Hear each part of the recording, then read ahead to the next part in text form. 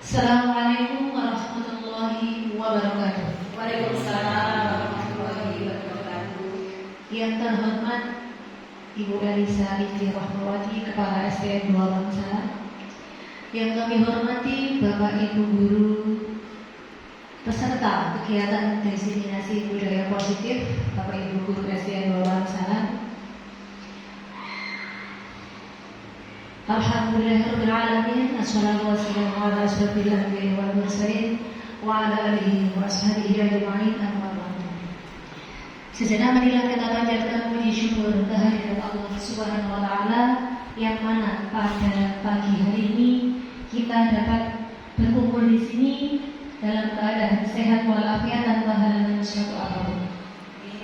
Untuk selanjutnya salawat serta salam tetap tersanjungkan kepada junjungan kita Nabi Abu Muhammad Sallallahu Alaihi Wasallam yang kita nantikan syafaatnya di yaumil qiyamah. Untuk selanjutnya, marilah acara pada pagi hari ini kita buka dengan bacaan basmalah. Bismillahirrahmanirrahim. Acara selanjutnya, nyanyikan lagu kebangsaan Indonesia ya. Kepada yang bertugas disilakan, kepada hadirin dimohon untuk berdiri.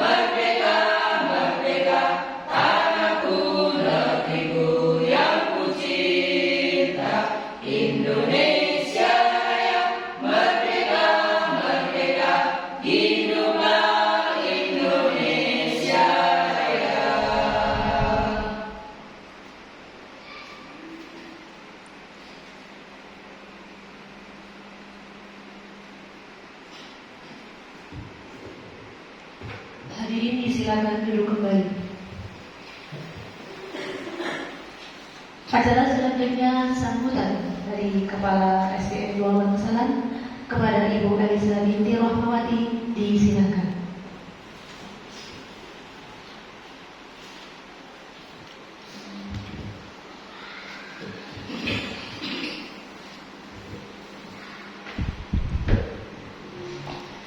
Assalamualaikum warahmatullahi wabarakatuh. Waalaikumsalam warahmatullahi wabarakatuh. Alhamdulillahirabbil alamin, assalatu wassalamu ala asyrofil anbiya'i wal mursalin wa ala alihi wa sahbihi ajmain, amma ba'du.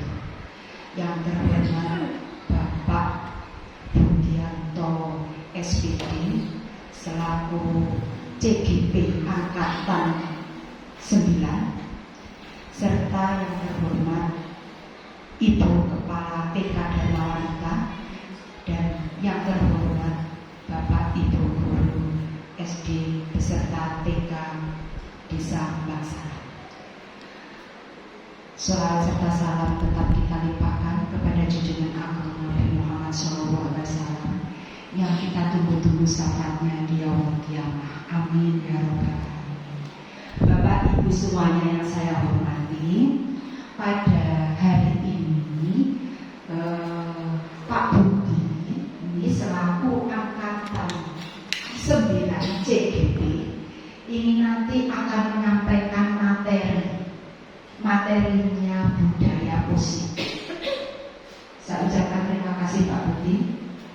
Nah, materi budaya positif ini nanti akan dikupas, akan disampaikan kepada Bapak Ibu guru semuanya untuk memajukan SD serta TK desa-desa. Nah, nanti apa materi yang disampaikan oleh Pak Budi tentang budaya positif ini nanti materinya semoga berjalan dengan lancar, tiada suatu halangan apapun. Monggo sedoyo semuanya untuk bertanya kepada Pak Budi. Nanti ada kesempatan untuk bertanya juga. Apa toh tentang budaya positif? Nah, nanti akan disampaikan Pak Budi. Nanti nih Bapak Ibu ya. Untuk menyita waktu ini sambutan dari saya akhiri saja, cukup sekian. Wassalamualaikum warahmatullahi wabarakatuh. Waalaikumsalam warahmatullahi wabarakatuh.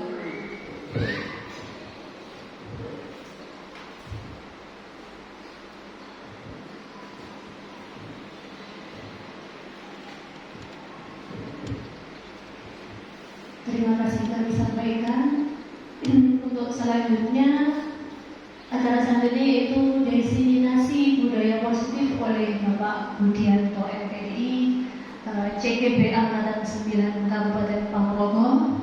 Dan waktu kami serahkan kepada beliau. Jadi untuk dari kami cukup sekian. Apabila ada salah, mohon maaf yang sebesar-besarnya. Wassalamualaikum warahmatullahi wabarakatuh.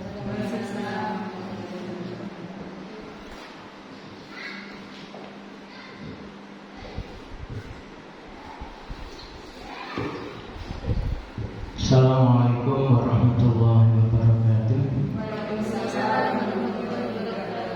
Alhamdulillah wa syukurillah ala ni'matillah la haula wa la quwata illa billah amma ba'du.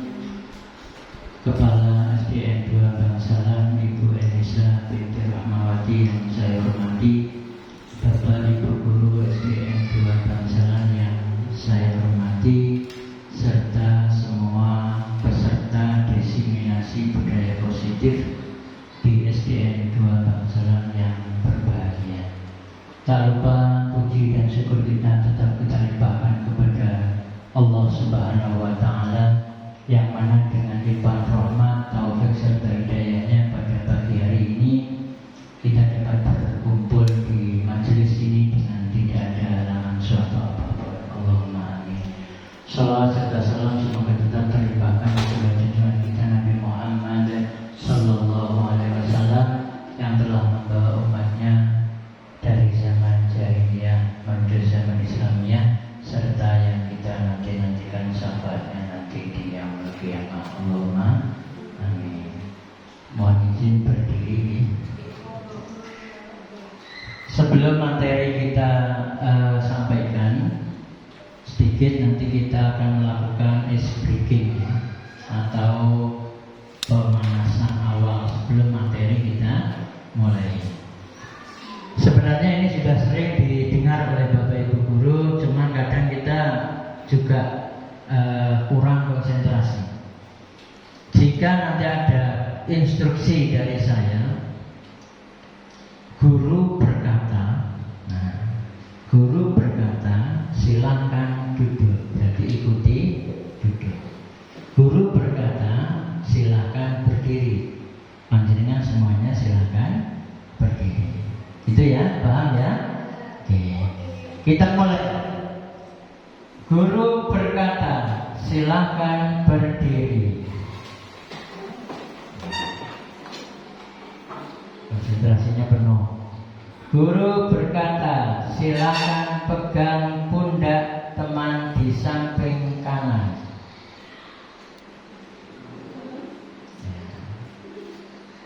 Ya. Guru tidak berkata diturunkan, jadi tetap. Guru berkata, silakan turunkan tangan. Guru berkata, silakan untuk duduk kembali. Kita beri aplaus untuk kita semuanya. Tepuk tangan. Benar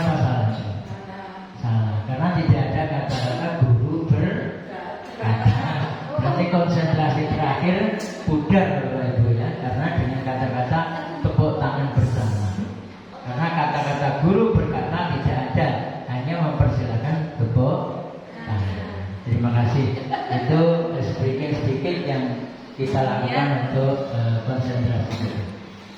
Bapak Ibu, pada pagi hari ini kita akan melaksanakan diseminasi atau pengimbasan tentang budaya positif.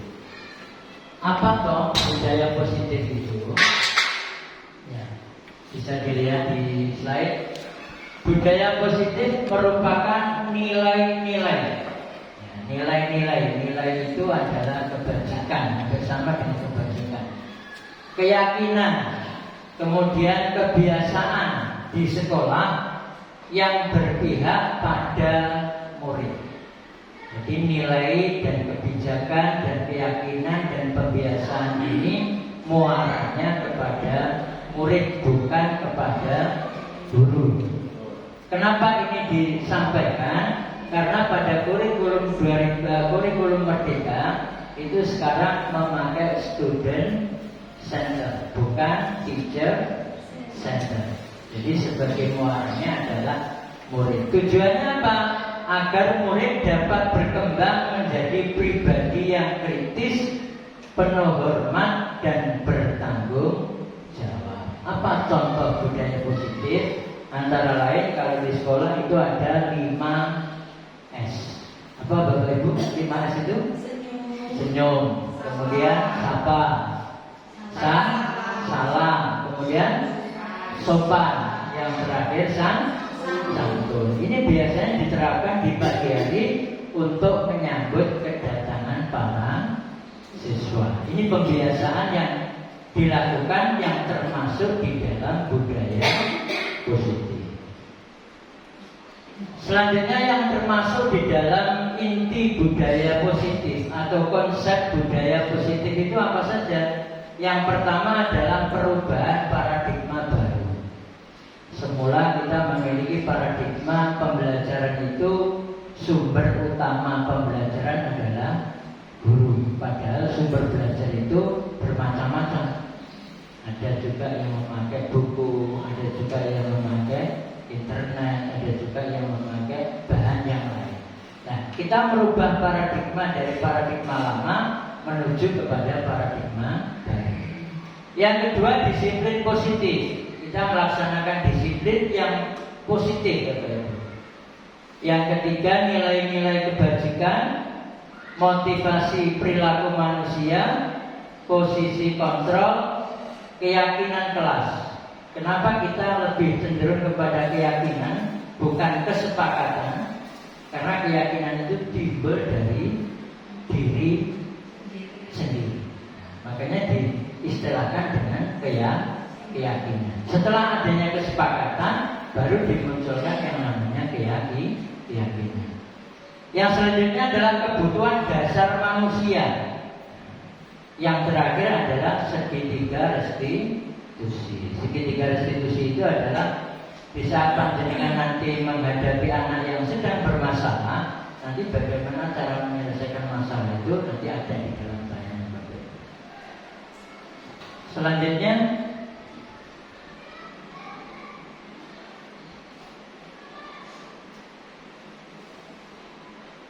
ya, pembelajaran dengan paradigma baru. Kita menitik tekankan di dalam pembelajaran paradigma baru ini adalah pembelajaran berdiferensiasi, Bapak Ibu. Kita sebenarnya sudah sering melaksanakan pembelajaran yang berdiferensiasi, cuman istilah diferensiasi baru digembor-gemborkan di dalam kurikulum Merdeka. Seperti contoh, seperti mata pelajaran saya dalam bidang pelajaran agama, dalam satu semester anak harus menghafalkan surat An-Nas sampai surat Al-Kafirun semisal. Di situ anak setiap minggu disuruh maju satu persatu. Ini fase A yang kelas 1. Tapi di dalam setiap minggu itu anak tidak tentu mereka bisa menghafalkan semua surat yang telah ditentukan tadi. Misal minggu depan kita hafalan surat An-Nas, belum tentu dari sekian jumlah siswa yang ada di kelas itu nanti menghafalkan surat An-Nas semuanya. Ada yang hafal sampai akhir, ada yang setengah, bahkan ada yang hanya 1 ayat. Nah, dari sini model pembelajaran diferensiasi yang bermuara kepada murid ini kita laksanakan. Jika ada murid yang kurang, ada murid yang sedang, ada murid yang lebih, ini bagaimana tindak lanjut kita sebagai seorang guru. Jika ada anak yang kurang, kita juga seharusnya meluangkan waktu, entah di luar jam pelajaran atau mungkin di luar jam kerja kita, untuk membantu anak menyelesaikan yang namanya pembelajaran atau tujuan pembelajaran tersebut. Seperti Pak Gilang contoh dalam mata pelajaran olahraga, anak disuruh untuk lompat jauh. Targetnya setiap anak harus mencapai katakanlah 50 atau 1 meter atau 1,5 meter. Tapi di situ anak kan tidak mungkin semuanya bisa 1,5 meter. Ada yang 1 meter, ada yang hanya 50 atau 1,5 meter dan lain sebagainya. Dari sini Pak Gilang juga harus bisa membawa anak itu teknik untuk lompat jauh itu bagaimana. Tujuan Pak Gilang yang terpenting adalah anak bisa lompat jauh. Perkara lompatannya ada yang 2 meter, ada yang 1,5, ada yang 1 meter, itu tergantung kepada kemampuan anak masing-masing. Ini maksud daripada diferensiasi. Sehingga para peserta didik belajar sesuai kebutuhannya. Bukan kok kita menginginkan katakanlah anak target hafal surat An-Nas semuanya harus hafal. Itu tidak boleh, karena anak kemampuannya berbeda-beda. Targetnya anak, cuma waktunya nanti juga kita berikan waktu khusus bagi mereka yang mungkin kemampuannya ini paradigma baru begitu. Nah, hal ini dilakukan di dalam psikologi modern untuk mewujudkan apa? Profil pelajar Pancasila yang terdiri dari ada beriman dan bertakwa, berkebinekaan global, gotong royong dan lain sebagainya. Itu sudah kita pahami bersama di dalam kurikulum Merdeka. Lanjut. Ya, yang terjadi miskonsepsi di dalam teori kontrol atau di dalam ilusi kita, Bapak Ibu, selaku seorang guru, itu ilusi yang dimunculkan guru itu mampu mengontrol siswa. Siswa harus taat dan patuh kepada guru. Ini ilusi kita, Tapi sebenarnya bukan seperti itu nanti di dalam budaya positif. Ilusi bahwa semua penguatan positif, efektif dan bermanfaat. Ini ilusi. Ilusi bahwa kritik dan membuat rasa bersalah mampu menguatkan karakter. Ilusi bahwa orang dewasa berhak memaksa. Kita sebagai seorang guru punya ilusi. Ilusi itu apa toh? Iya, hal yang tidak nyata atau angan-angan kita sebagai seorang guru itu harusnya murid itu mengikuti kita. Padahal kita itulah yang akan menuntun tentang kebutuhan mereka. Bukan kita yang memaksa mereka mengikuti kita, tapi kita mengikuti mereka. Makanya dalam konsep belajar dewantara, pendidikan itu harus sesuai dengan kodrat alam dan kodrat zaman.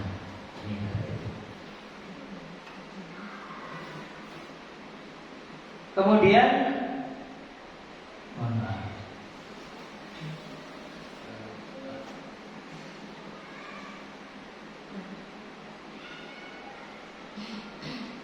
ya, ini mengubah paradigma dari stimulus respon ke pendekatan teori kontrol. Stimulus respon itu realitas atau kebutuhan kita sama. Semua siswa itu kita menganggap dalam teori stimulus ini menganggap semua siswa itu memiliki kebutuhan yang sama.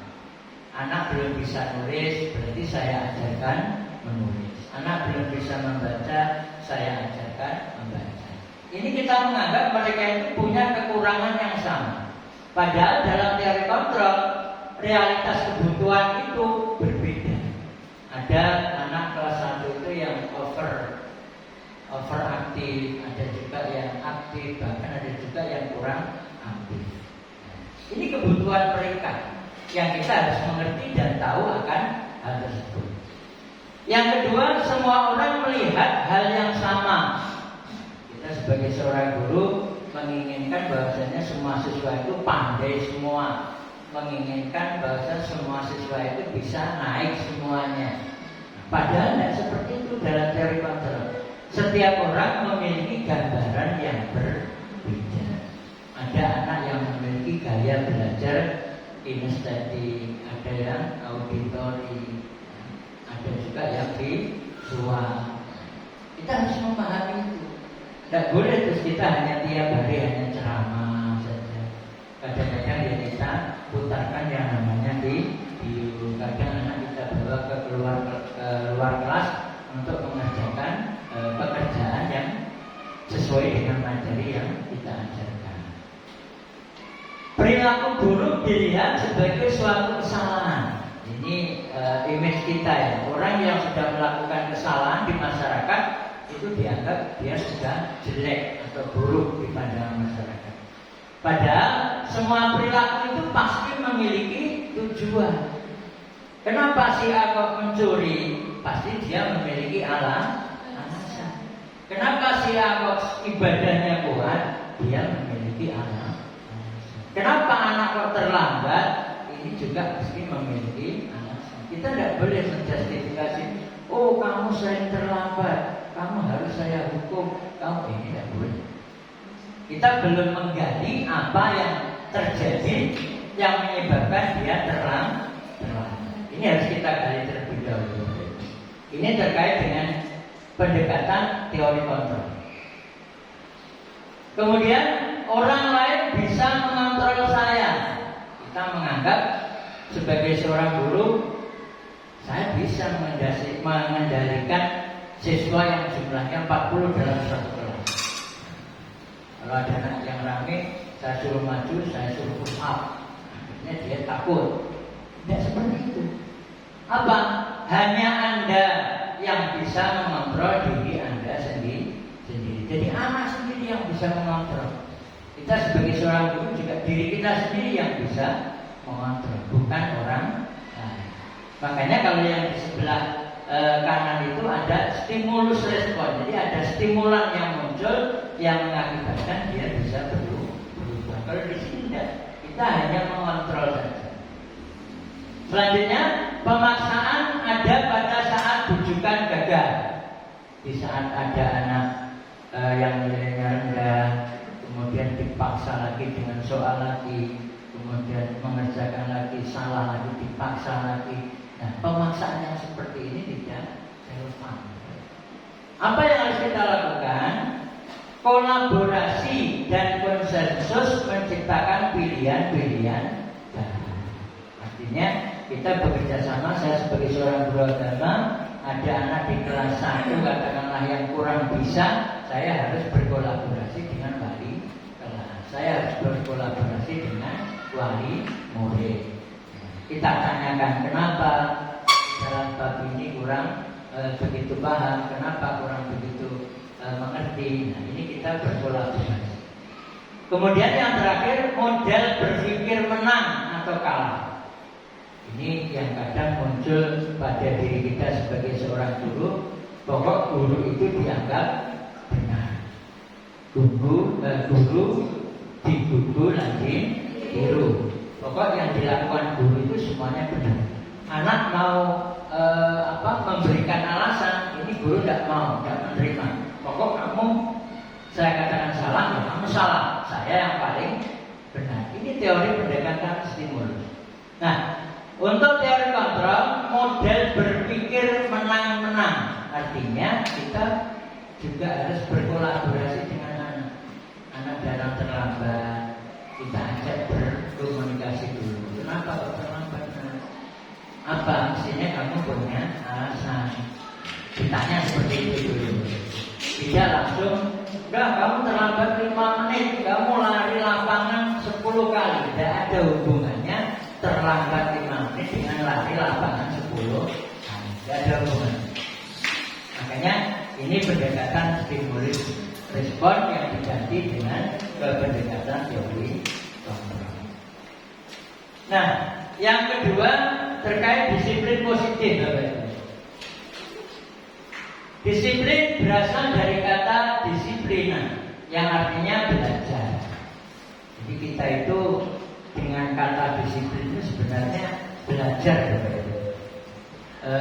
Kadang tidak semua orang itu tiap hari bisa melaksanakan disiplin. Kadang saya datang lebih awal dibanding teman-teman. Tapi sesekali saya ya kadang yang terlambat, yang paling akhir datang di sekolah. Nah, munculnya disiplin ini kita harus belajar dari diri kita sendiri, memunculkan dari diri kita sendiri. Yang bernotabene adalah yang positif, tanpa ada teguran dan tanpa ada perintah dari siapapun. Misal kalau ada kepala sekolah, saya harus disiplin, takut saya tidak boleh seperti itu. Itu munculnya adalah dari diri sendiri, bukan stimulus respon, tapi harus mengikuti pendekatan kontrol. Disiplin positif merupakan alat atau cara penerapan disiplin yang bertujuan untuk menumbuhkan kesadaran serta memberdayakan peserta didik tanpa imbalan, penghargaan, ancaman atau hukuman. Kira-kira Bapak Ibu jika ada anak yang berprestasi dikasih reward, itu sebenarnya benar apa salah? Ada anak yang berprestasi dikasih reward, itu sebenarnya salah Bapak? Salah dalam budaya positif. Salah. Kenapa? Karena bagi anak yang tidak berprestasi pasti akan muncul yang namanya rasa kecewa. Akhirnya besok lagi, alah suka usah sinam, pasti ya mesti orang juara. Nah ini yang nggak benar. Makanya penghargaan, imbalan, ancaman apalagi ini yang tidak diperkenankan. Ini tidak hanya pada peserta didik Bapak Ibu, kepada anak kita yang di rumah pun ini juga bisa kita terapkan. Biasanya ancaman yang kita lakukan di rumah itu, tak orang apa jus sama, yang bapak gak ditumbasnya sepeda. Ini kan sebenarnya hanya membuat motivasi sebenarnya, tapi kan sebuah ancaman. Mau memberikan sepeda saja, syaratnya harus mengagalkan jus. Makanya saya kemarin tanya ke Pak Polsek itu termasuk bullying atau tidak?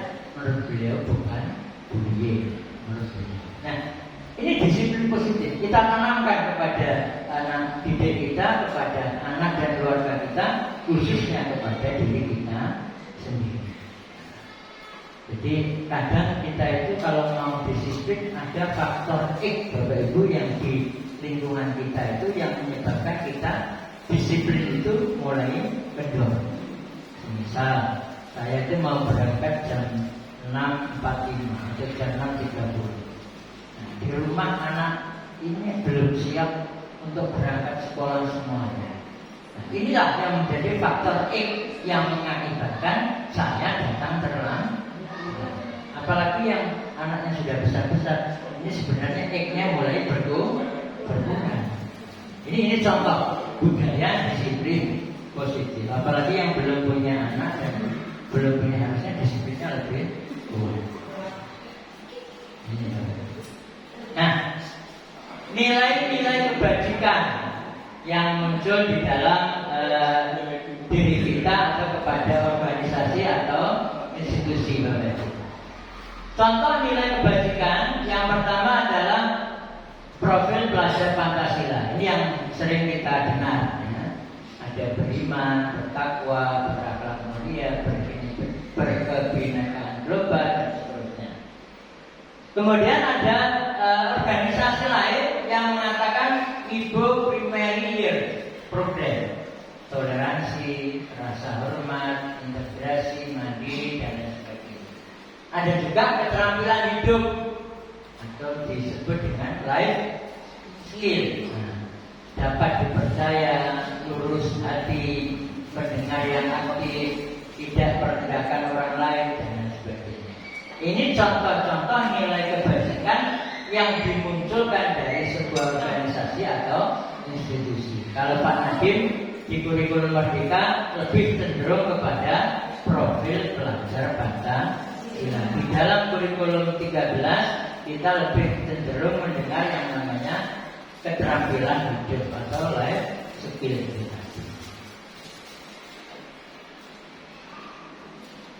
Kebutuhan dasar manusia. Kita sebagai manusia yang normal pasti memiliki yang namanya kebutuhan dasar. Apa itu kebutuhan dasar manusia? Segala sesuatu yang kita lakukan untuk mendapatkan apa yang kita inginkan. Kita sebagai seorang guru ingin dihormati oleh murid.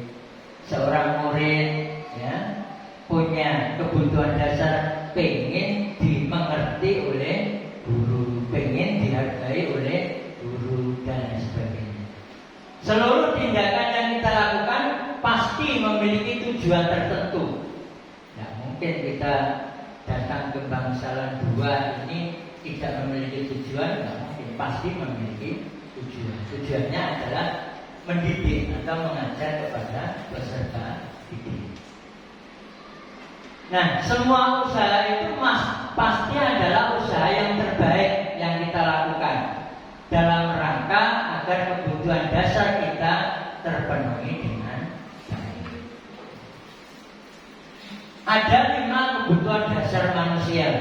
Ini termasuk diri kita, termasuk murid juga. Makanya kita harus memahami. Bertahan hidup, jelas.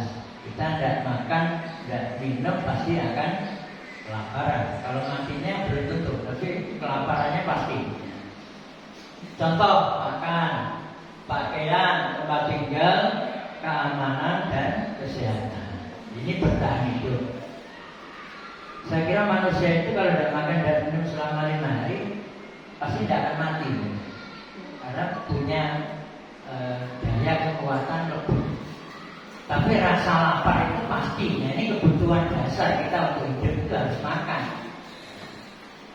Panjenengan umpama ada workshop kok lewat jam 12 saja, itu sudah mikir nanti ada makanannya apa enggak dan sebagainya. Makan apa? Bertahan hidup. Kemudian kasih sayang dan rasa diterima. Sebagai seorang pendidik dan sebagai seorang peserta didik, itu pasti juga memiliki hal yang sama. Anak juga pengen dikasih sayang, anak juga pengen diterima dan sebagai bagian dari kelas itu. Makanya kalau Septian itu datang ke kantor, Bu sakit dan sebagainya, itu adalah kebutuhan dasarnya Septian untuk dikasih sayangi, Bapak. Ya boleh kita harus, boleh. Ini kebutuhan dasar anak, kebutuhan dasar. Kemudian yang ketiga, penguasaan. Contoh harga diri, keinginan untuk dianggap, ya, mengerjakan pekerjaan tugas itu ingin dianggap oleh gurunya ini adalah yang terbaik. Selalu belum disuruh mengumpulkan, sudah dikumpulkan. Bu, saya sudah selesai. Pengen dianggap oleh guru. Ini kebutuhan dasar anak. Memimpin, berprestasi, diakui, didengar. Ini adalah kebutuhan penguasaan. Yang keempat, kebebasan. Ini yang masuk di dalam kurikulum Merdeka itu mandiri, memiliki pilihan, mencoba hal yang baru, mampu mengendalikan arah dirinya sendiri. Kita sebagai seorang guru tugasnya hanya menuntun kodratnya anak sesuai kodratnya alam dan kodrat zaman. Zamannya sekarang zaman teknologi, kita tidak boleh menerapkan pembelajaran yang zamannya kita dulu waktu sekolah. Mainannya anak juga sudah beda. Kalau dulu mainannya adalah gobak sodor, sekarang adalah SF, itu beda sudah. game itu loh Pak. Makanya kita tidak boleh terus di rumah hampir di jalan ya, tak orang tak suara. Artinya kita mendekati kalau Dokter Aisyah itu yang psiko di dalam ilmu parenting itu Bapak Ibu terutama anak laki-laki yang dipakai adalah otak sering otak kan, makanya dia tidak terlalu mikir panjang, dicelup tidak ada, tapi ini muncul. Kenapa saya ngomong seperti ini? Saya semua kan laki-laki jadi kecil.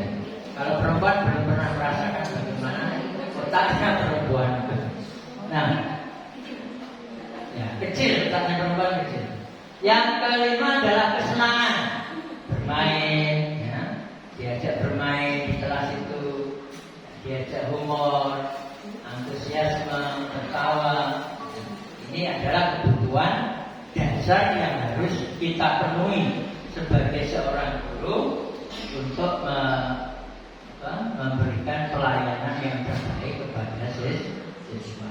Nah, motivasi perilaku manusia itu ada 3. Ada yang dari luar, Bapak Ibu, ada yang juga dari dalam. Ada yang ekstrinsik, ada juga yang intrinsik. Manusia memiliki motivasi perilaku yang baik atau yang buruk. Ini pasti ada dorongan dari luar dirinya sendiri, ada juga dorongan dari dalam diri kita sendiri. Contoh yang ekstrinsik, untuk menghindari ketidaknyamanan atau hukuman. Jangan sampai anak datang disiplin di sekolah itu gara-gara takut dihukum oleh Pak Budi. Jangan sampai anak sregep sholat duha itu karena gara-gara dimarahi oleh wali. Jangan sampai. Ini motivasi yang muncul dari di luar diri seorang siswa. Nah, yang kedua untuk mendapatkan penghargaan atau imbalan dari orang lain. Makanya penghargaan tadi tidak boleh dilaksanakan diterapkan itu. Jangan sampai mereka disiplin itu gara-gara imbal. Jangan sampai gara-gara dia disiplin lebih baik, belajarnya bagus karena ada sebuah iming-iming dari guru maupun dari orang tua. Natural kita jalankan sesuai apa.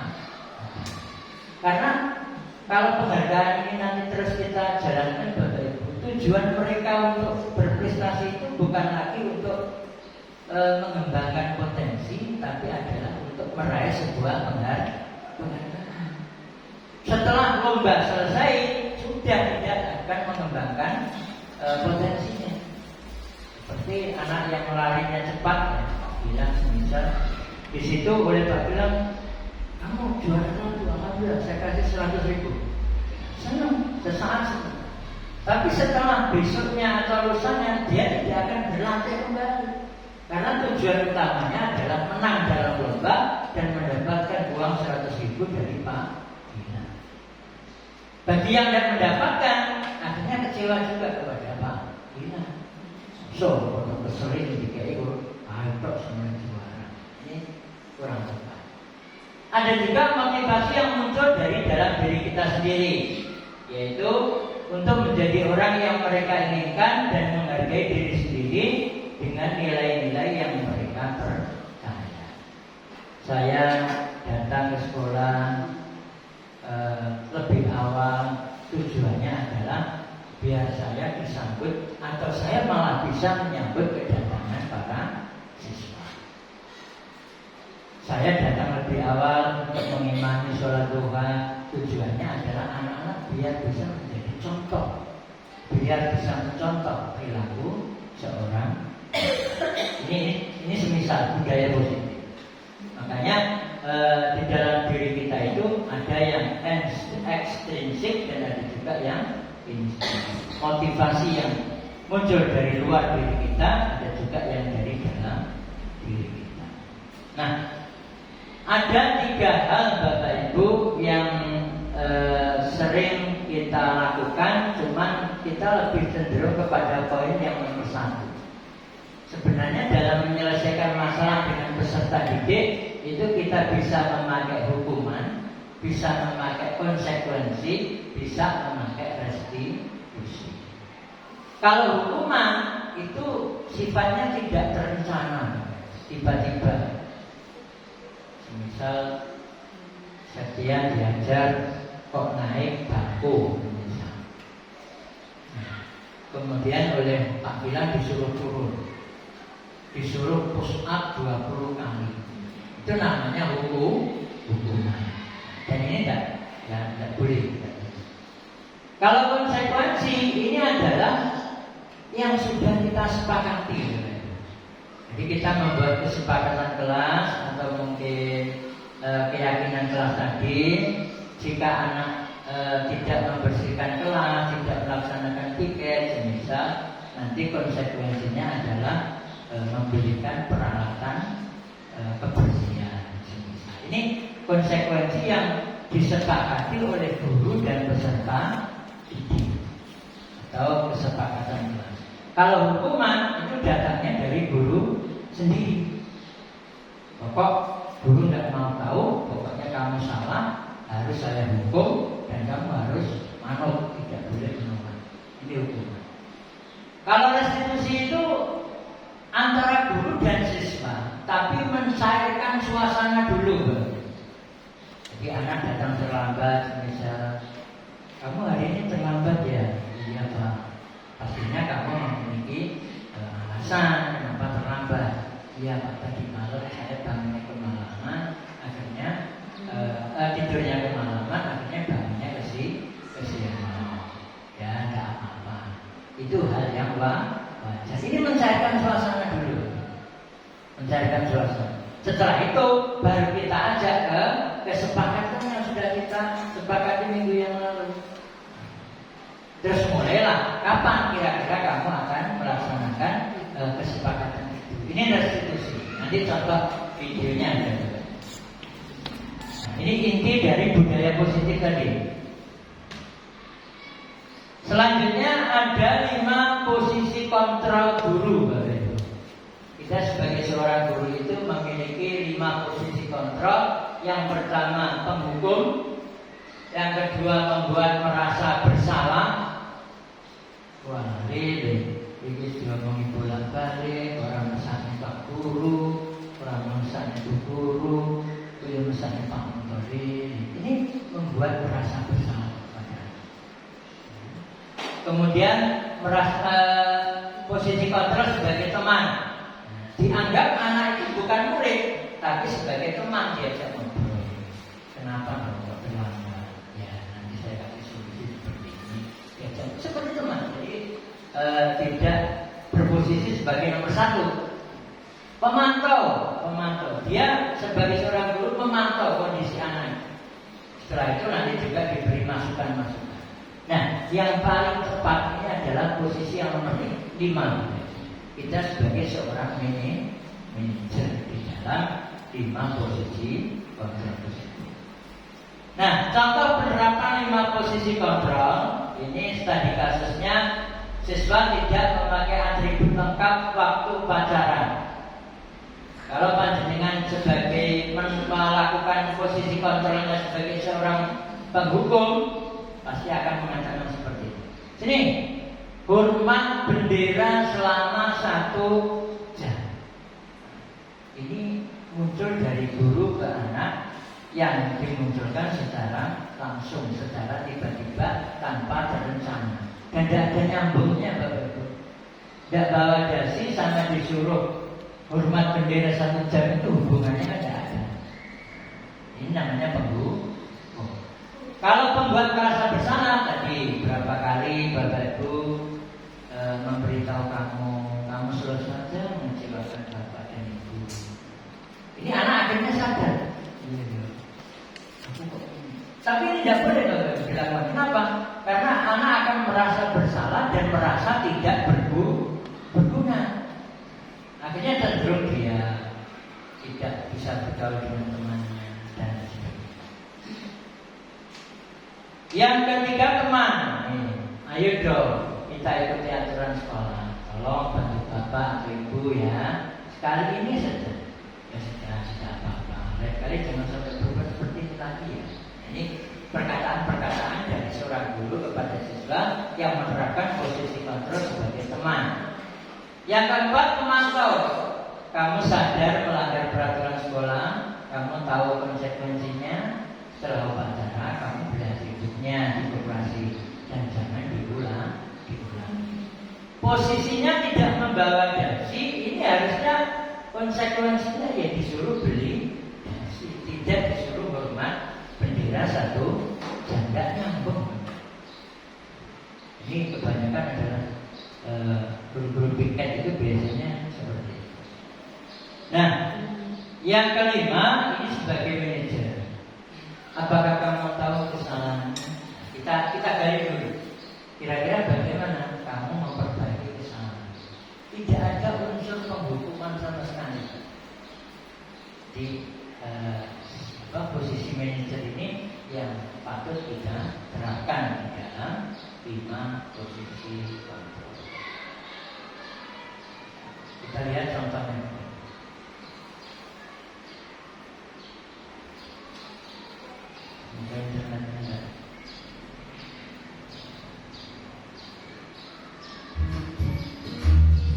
Silakan diperhatikan sambil membuat judgement. Sangat bahagia ibu dan bapak guru hebat dalam penerapan disiplin positif restitusi. Salah satu program yang dikembangkan adalah 5 posisi kontrol.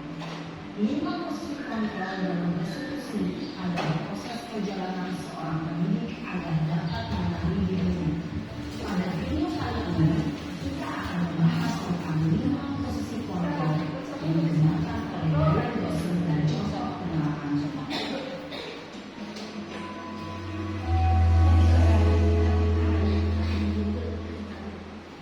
5 posisi kontrol itu adalah 1. Posisi tubuh kulit. 2. Posisi pembuat rasa bersalah. 3. Posisi teman. 4. Posisi pemantau atau monitor. Dan 5. Posisi manajer. Untuk lebih memahami kelima posisi tersebut, mari kita saksikan kasus Nael yang terlambat hati dan 25 di sekolah dan melihat bagaimana kelima posisi kontrol dalam menghadapi masalah tersebut.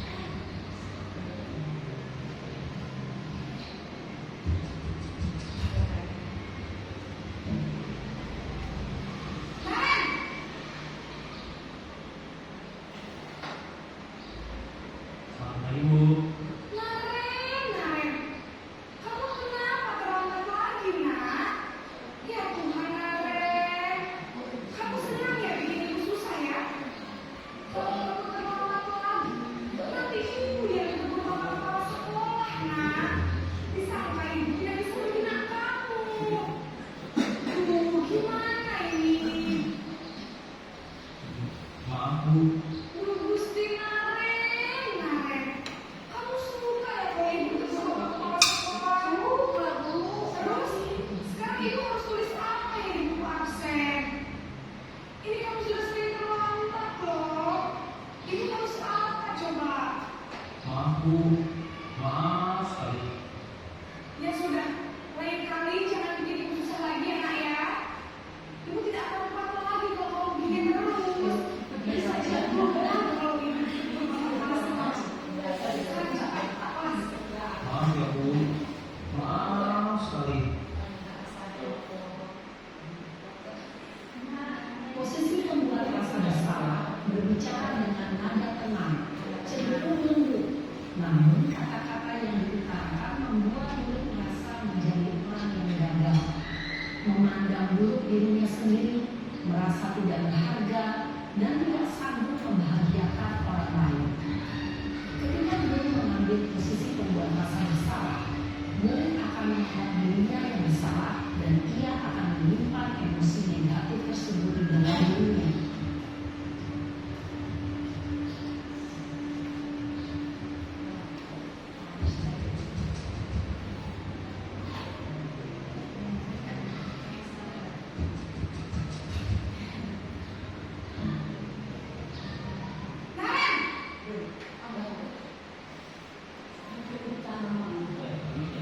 Ayo. Wah, sudah jam berapa ini nak? Terlambat lagi ya sayang. Iya Bu. Habis. Ibu saya udah bangunkan saya Bu. Kamu malah menyambut kamu. Lambat sih. Iya Bu. Saya memang bangun tadi. Jadi biarpun saya rincang, tetap gak kesenjang Bu. Ya sudah sana. Nanti lain kali larinya lebih kenceng lagi ya. Biar gak terlambat lagi. Bikin senang ibu. Demi ibu. Bisa kan? Bisa lah Bu. Ya sudah sana masuk kelas. Ibu udah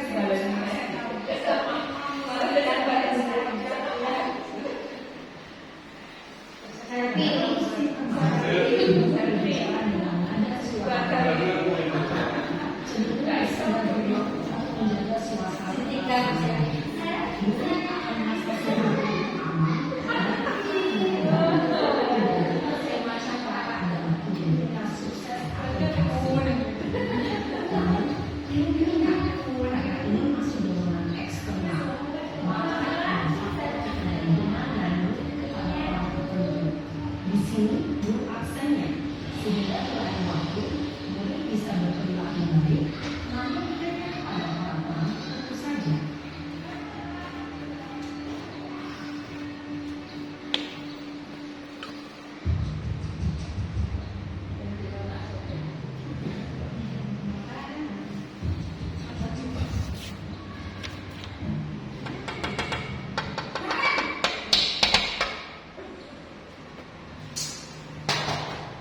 Selamat pagi Bu.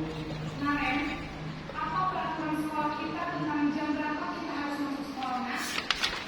Kita harus di sekolah jam 7 Bu. Iya betul, sekarang sudah jam 7.20. Naren sudah tahu konsekuensinya jika terlambat hadir. Paham Bu.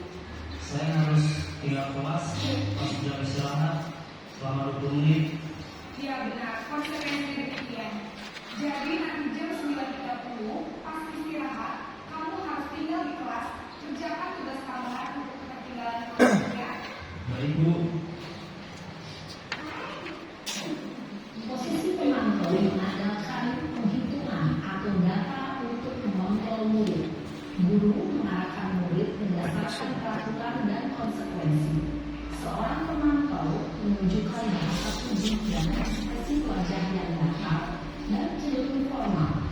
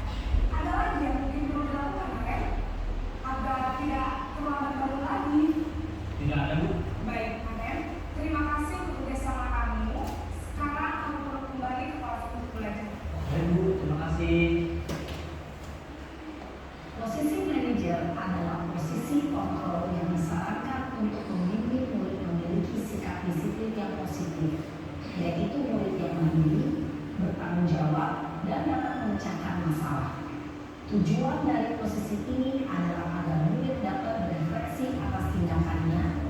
Guru akan dengan tulus memberikan pertanyaan-pertanyaan bermakna sehingga membuat murid dapat belajar dari kesalahannya dan mencari sebuah solusi untuk menyelesaikannya.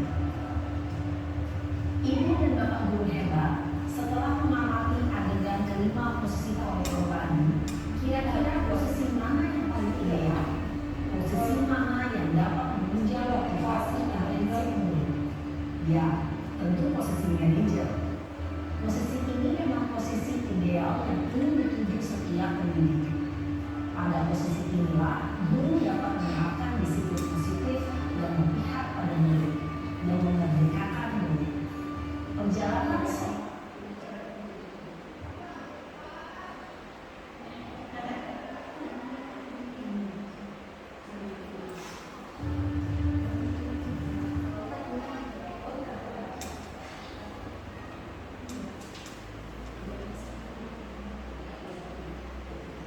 Kita lanjutkan Bapak Ibu.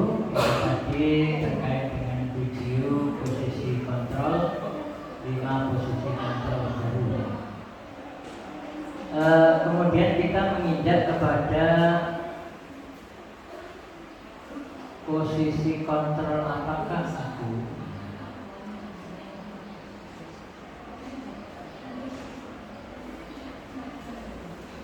Ini pertanyaan yang muncul pada diri kita sendiri, Bapak Ibu. Setelah melakukan dari 5 posisi kontrol tadi, apa kira-kira yang kita lakukan? Apa yang ada pada diri kita? Dan kebanyakan adalah pada posisi kontrol penghukum yang pertama. Posisi kontrol apakah aku? Kamu tidak pernah benar melakukannya. Nah, ini posisi kontrol penghukum. Apa rencanamu untuk menyelesaikan masalah ini? Ini pertanyaan-pertanyaan yang dimunculkan pada diri kita sendiri yang akan kita jawab sendiri juga. Nah, kita menginjak kepada inti budaya positif yang selanjutnya, yaitu keyakinan kelas. Mengapa keyakinan kelas bukan peraturan kelas? Keyakinan kelas bersifat abstrak, lebih pada diri sendiri, muncul pada hati nuraninya sendiri. Tidak ada unsur paksaan. Berupa pernyataan universal, dibuat dalam pernyataan positif, sedikit saja agar mudah diingat. Jadi membuat kesepakatan itu tidak perlu panjang, tidak perlu lebar, pokok yang simpel tapi mudah diingat. Ya. Jaga kebersihan kelas. Ini simpel. Sesuai dengan kondisi kelas dan sekolah sehingga mudah diterapkan. Jangan mengadopsi dari sekolah lain. Kalau kita tidak memiliki sarana yang dibutuhkan, yang kita inginkan dalam peraturan itu, ya tidak perlu kita mengadakan karena kita tidak memiliki sarana yang cukup. Semua warga sekolah atau warga kelas dilibatkan saat membuat keyakinan kelas. Guru, murid, ini kalau keyakinan kelas, kalau keyakinan sekolah, ya guru, kepala sekolah, komite, dan wali murid. Ini membuat keyakinan atau kesepakatan sekolah. Segitiga restitusi. Ini adalah suatu proses dialog yang dijalankan oleh guru agar dapat menghasilkan murid yang mandiri, Bapak Ibu. Apa yang dilakukan? 3 hal. Pertama, menstabilkan identitas. Ditanya dulu, mencairkan suasana. Validasi tindakan yang salah, menanyakan kesalahan yang dia lakukan, dan membuat anak sadar akan keyakinan itu. Kemudian mengembalikan kepada keyakinan yang sudah kita sepakati bersama. Nah, menstabilkan identitas ini prosesnya di dalam pembelajaran. 1, berbuat salah itu wajar. Ini pernyataan-pernyataan untuk menstabilkan suasana. Tidak ada manusia yang sempurna.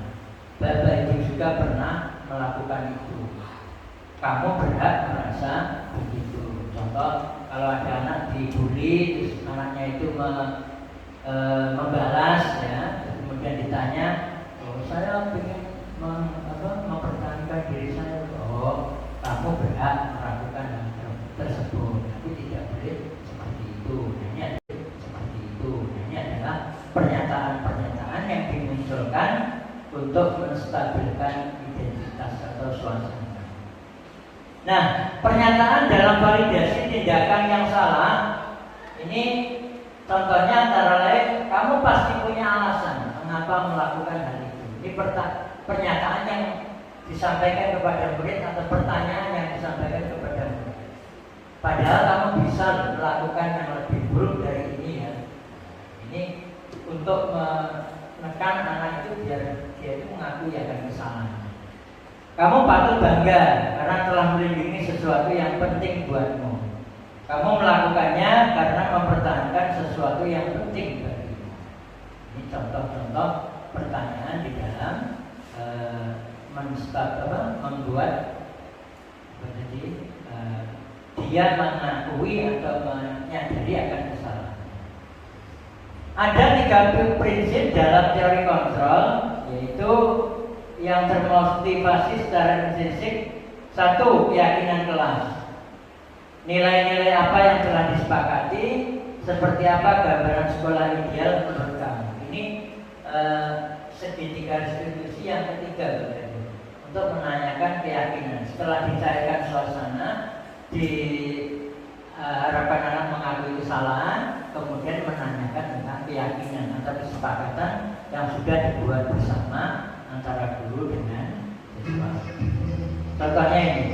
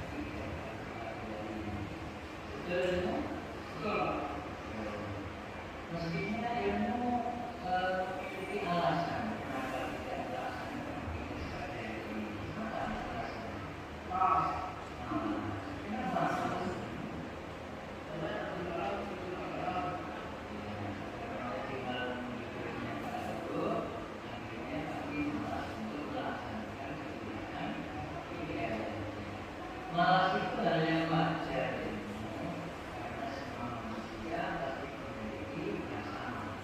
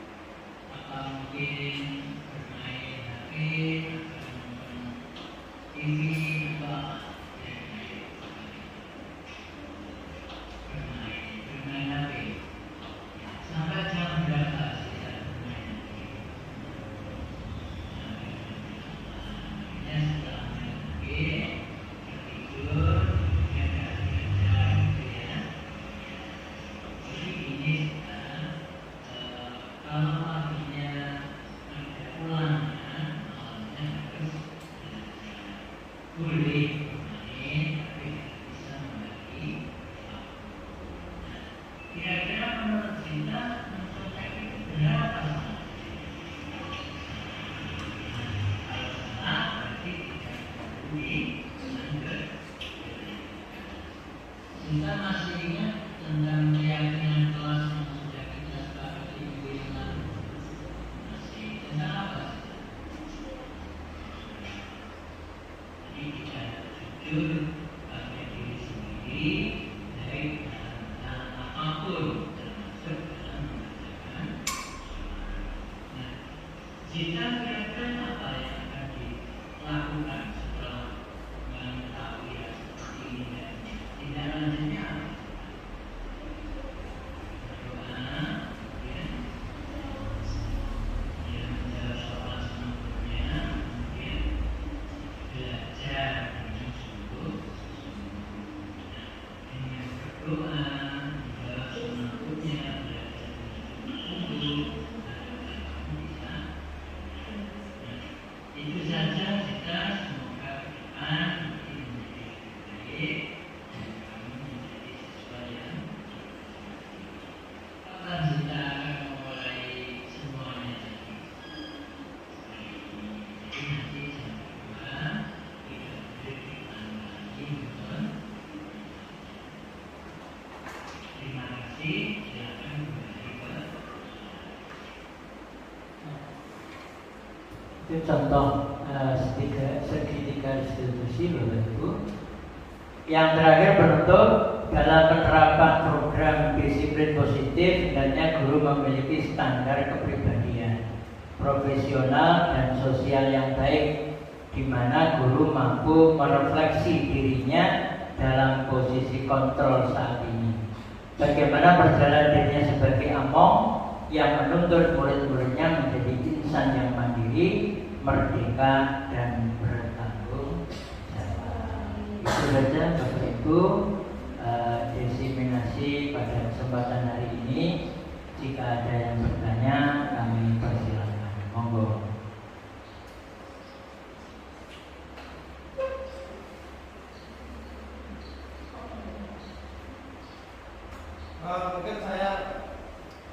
Mungkin saya sebenarnya bukan bertanya tapi meminta pendapat Anda. Di salah satu sekolah swasta yang sekolah menengah atas itu kan ada yang namanya, kalau misalnya anak telat mungkin 5 menit atau telat berapapun, itu gerbang sudah ditutup.